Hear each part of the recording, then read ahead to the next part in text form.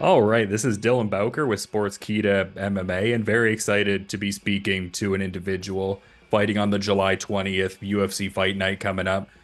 Couple things got switched up a little bit, bout-wise, opponent-wise, which we'll get into, but right now we have Dione Barbosa taking on Miranda Maverick, and always good getting to talk to Miranda. How's your day been going so far, Miranda? Oh, it's been crazy busy to be honest. I had one of my last hard push trainings and then kind of running around trying to get all my business stuff taken care of and packed and all that. So, getting ready to go to Vegas next week and ready to put on a show. And I kind of alluded to it in the intro, but the initial targeted opponent was Tracy Cortez for that upcoming card that I had mentioned. She has since gone on the UFC Denver card to fight Rose Namajunas, obviously. Like, what was the whole timeline like? I mean, you seemed excited based on your Instagram post, getting to just even have a fight still locked in, and the focus is obviously still there. But what was the whole timeline for that like? Yeah, it was annoying, honestly. There was a lot of back and forth, a lot of waiting around. I guess it was around 2 weeks ago that I got the call about Tracy, maybe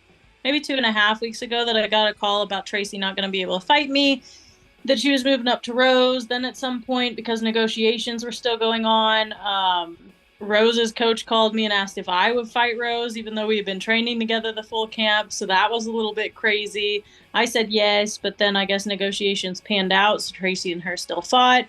Jasmine DeSudavicius, who I fought before, came out here early so that she could be ready for the Denver card. We ended up training a couple days.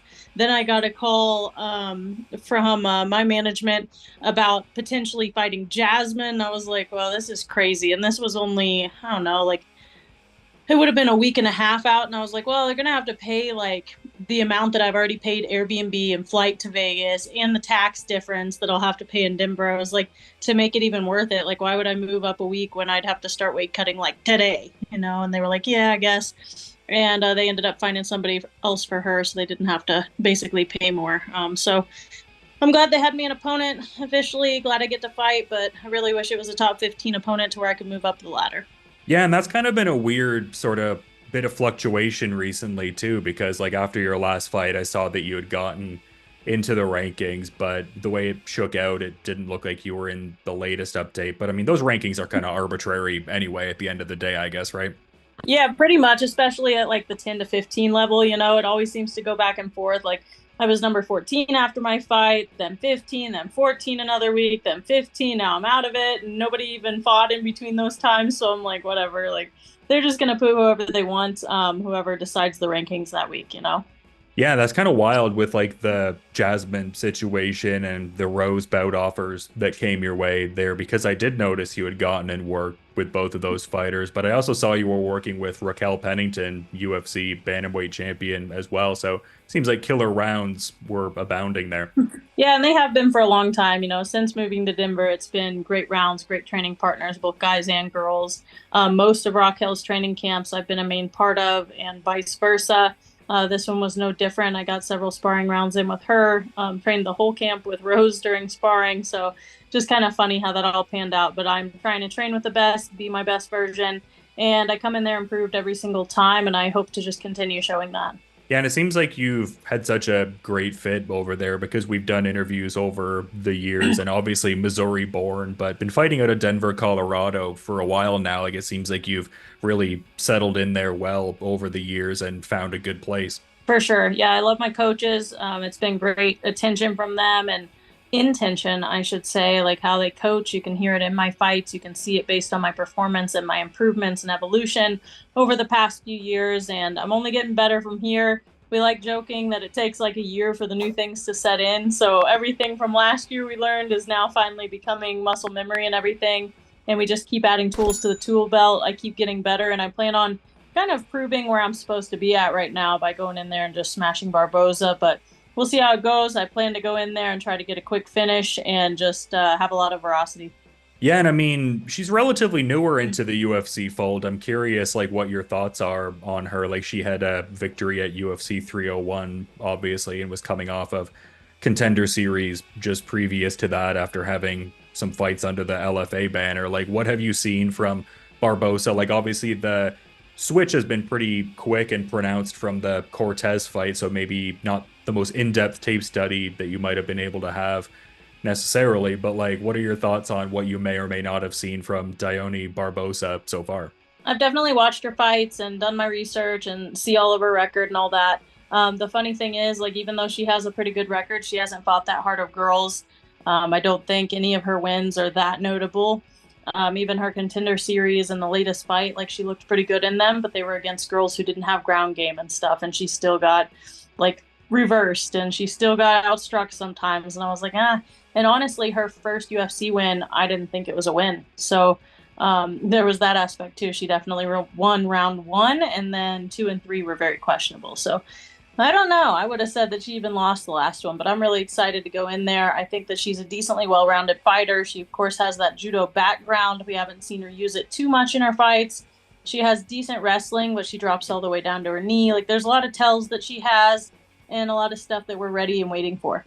I think this speaks volumes. I mean, not that I'm surprised necessarily, but I did mention the quick turnaround between fights. It's sweet that you were able to still, get in that tape study and, be as optimally prepared as you can be. I guess I maybe figured it would be one of those things where it's just kind of like, okay, we put in the work, focus on our own efforts, and then be It adaptable in the definitely fight. it it definitely was when we said yes. It's like when they called to give her the opponent, it was like an instant yes. And then after that, we did the studies. We looked it all up and watched the videos, and my coaches watched them individually as well as with me.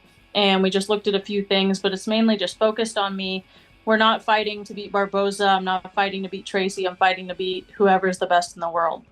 Yeah, no, I hear you on that front. And I mean, it's kind of amazing that you still have the time for all these other endeavors too. Like you obviously put a lot into your fighting career, but I saw your latest venture, High Stakes Honey, and then I saw you had Prowler Pickles going on, which we kind of touched on the last time we were talking. So love to see that too.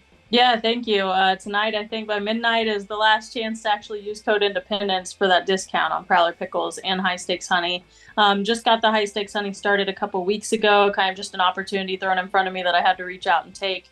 I try to stay busy, but I have been way busier this fight camp.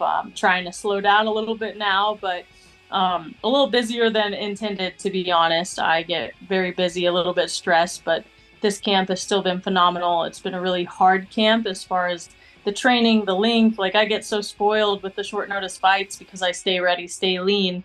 But then I get spoiled with only having to train super hard, for like 4 weeks, 2 weeks. And this time it was like a 12-week camp of just grinding. So it's been great. I feel like I'm in the best shape that I've ever been, which I feel like I say that every time, which is awesome, only going up from here. So, yeah, feeling great, feeling awesome, but also have everything else going on at the same time. So if you're listening, prowlerpickles.com, you can find the honey and the pickles there. The honey is all local, straight from the beekeepers to you guys.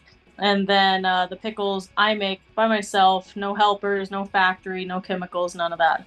Yeah, no, it's great to hear and seems like a great product. So definitely got to get that out there. But this also kind of ties into, I guess, like the longevity or the timeline that we've kind of done interviews. Because I remember talking to you circa October 2020, and you were talking about how for Pete, you were like, oh, his first time watching a live MMA fight is going to be cornering me during my UFC debut. But I saw you guys at LFA recently, and it seems like he's fairly entrenched into the game now. So yeah, love to see that too. Yeah, he knows quite a bit about it now. He'll be the one sending me some MMA news and things, which is kind of funny.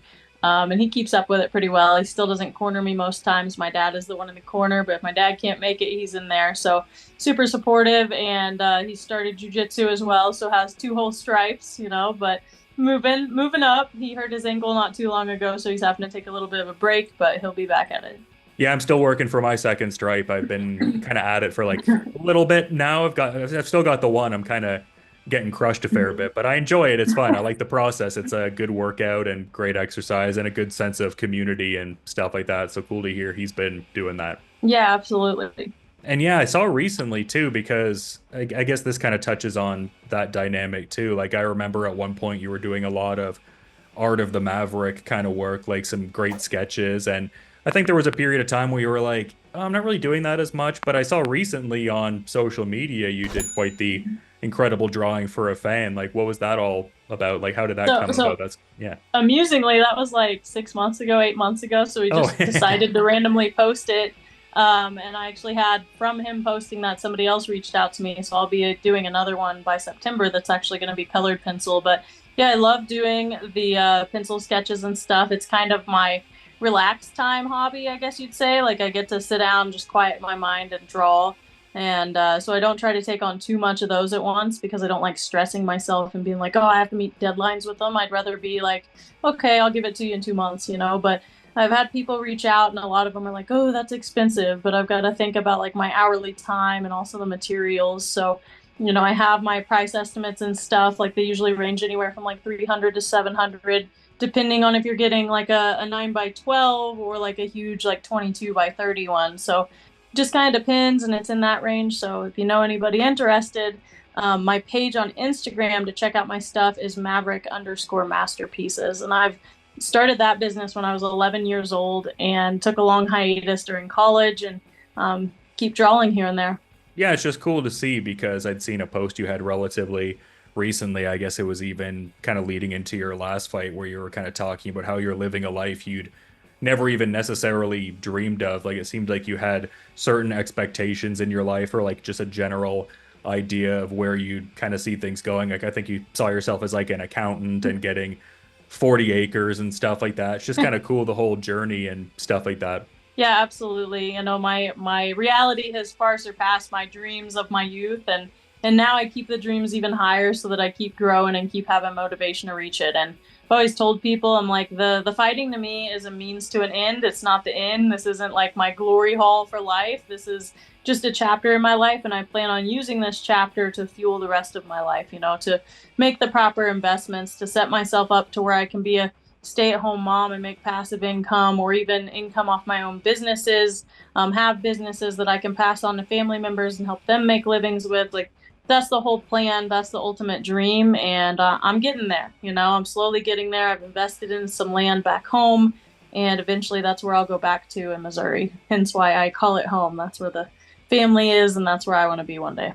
Well, I love that. I love the broader vision, but I guess just in talking about the, goals and looking towards the future, I mean, you did mention wanting to kind of get back in that rankings hierarchy at some point. I guess I'm curious to get your thoughts on the looming title fight right at the top. I mean, it doesn't seem like there's necessarily a solidified time or date, but I mean, they're doing the Ultimate Fighter and whatnot. Like, what are your thoughts on that Alexa Grasso, Valentina Shevchenko trilogy fight coming up? I am not for the trilogy fight. I think trilogy fights are boring, especially when it's right in a row. It's one thing to have a trilogy fight after other people have came and went, but I think it's silly. Like there's Manon thrown into the ring. I think that she was really good. Obviously, Talia was up there until she's not in there because of the whole visas and all that. But I think Manon should be thrown in there ASAP. I don't even think there should be a fight against Alexa and Valentina again. I think it should be Alexa Grasso versus Manon, and then see who wins out of that. They fight Valentina again, go from there.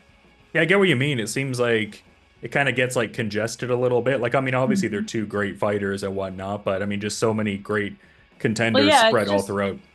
it stagnates it. It makes it to where it's not as interesting anymore. It's like, okay, we saw this. And then the one fight that was so close because it was like, did they lose? Did they win? And it's like, that's happened now twice already. Let's see a third one later when they actually have both fought other contenders. Mix it up. Yeah, and I guess because I mentioned the work with Raquel Pennington from earlier, I guess I'm curious to get some thoughts, like not even necessarily anything she's imparted to you, but just kind of like observing, I guess, the general landscape. Like, who do you see as being that person contending for her belt? Because it seems like Julianna, Pena, and Kayla Harrison are kind of right in the mix there. Yeah, I unfortunately do know news, so I can't disclose too much. But I think that Kayla Harrison deserves the shot at the title. I think Penny's been kind of a pain with her negotiations and like screaming for a title, and she's got enough of the clout and fame, whatever else you want to call it, like personality, to kind of get her way. She takes kind of the bitchy route, She doesn't take the high, mighty, respectful route. I feel like Harrison's been pretty respectful and everything, but I see Harrison as holding the title eventually. And I think she's new to the division, and I see where people are like, well, she needs to earn it by fighting better people.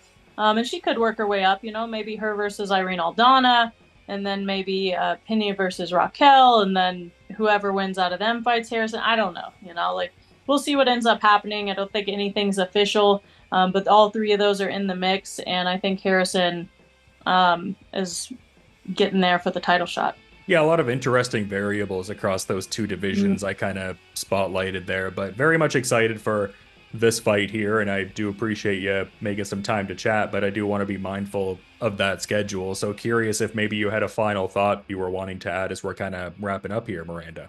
Yeah, you guys check out the fight July 20th, obviously next weekend.